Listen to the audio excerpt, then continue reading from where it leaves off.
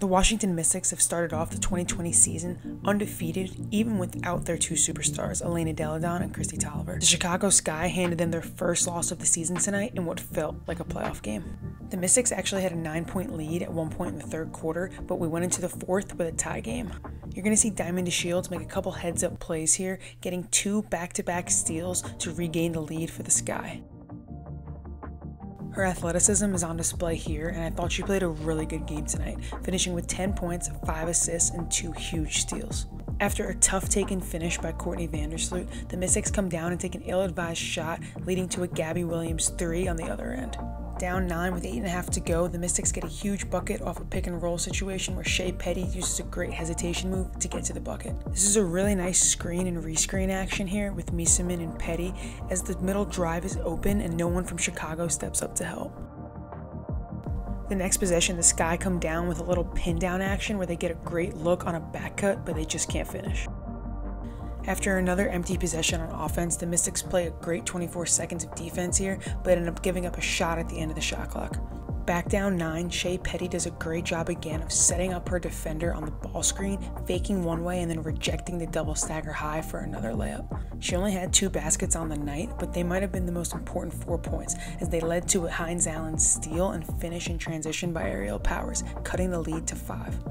I really liked how the Chicago Sky let Gabby Williams bring the ball up a few times tonight as she was able to knock down 4 threes playing on the perimeter, showing off her guard skills. Now you're going to see on this next defensive possession for the Mystics, they're trying to ice the ball screen, which means keeping it out of the middle of the floor. But you're going to see the guard gets out of position here as she goes to crowd, and this forces a switch onto the guard.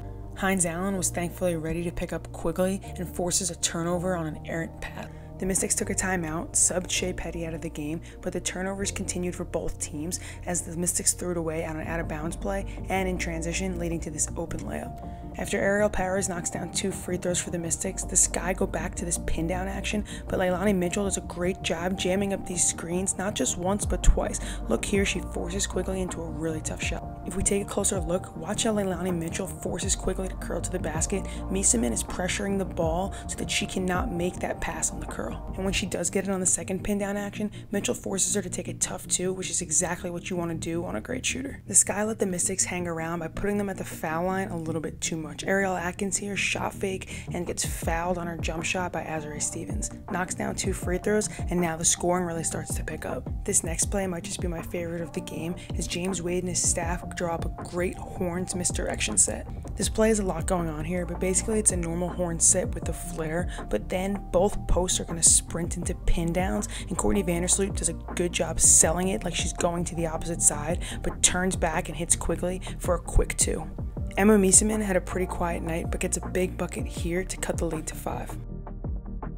Another really nice set here by the Chicago Sky, again running Quigley off these pin down screens. Mitchell does a good job on the initial, and now a flare screen comes and Hines Allen overhelps, leaving Gabby Williams wide open for a 3.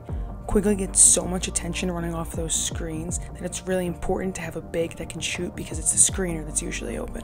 Coming up on the 2-minute mark, again the Mystics find themselves at the free throw line as Hines Allen knocks down 2. The Sky go back to that same Horns flare pin down set, but this time Quigley misses the shot and it leads to a transition 3 by the Mystics, which was huge.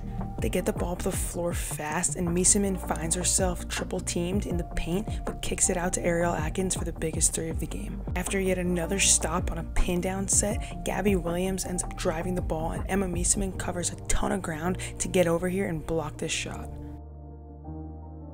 Right off the block, the Mystics are gone in transition again, where they had a ton of success tonight as Ariel Atkins is going to drive it hard to the basket and get fouled by Cheyenne Parker, down 1.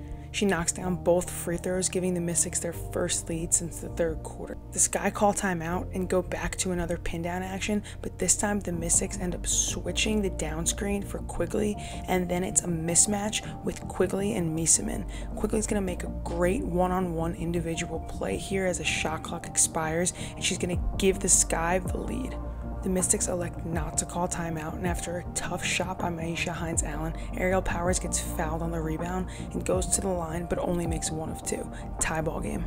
The Sky take a timeout and advance the ball. Again, Courtney Vandersloot gets it, but now this time it's not the pin down that's open, it's the screener that's open, like I said before. Cheyenne Parker, the big, gets it, rips from the top of the floor, and makes a nice finish. The Mystics are amongst the top of the league in their sideline out of bounds efficiency, and Mike Tebow goes right to Maisha Hines-Allen on the block. She misses the shot, but of course there's another foul. Diamond DeShields was not happy about this call, but she's going to make up for it in a big way. After Ariel Atkins knocks down the free throw to tie the game, the Chicago Sky have the last second shot where Cheyenne Parker drives it, kicks it to DeShield, who dumps it back off to Parker for an and one. This ends up being the game-winning bucket, even though Parker doesn't make the free throw. The Mystics have one last shot to tie as they isolate Mieseman on the block. She drives the baseline but has nowhere to go, turnover, and the Chicago Sky win the game. Overall, this was a really well-played game with some fantastic sets run by both coaches. I'm looking forward to seeing these two teams match up in the playoffs. Let me know if you guys enjoyed this style of video, and I'll do more in the future.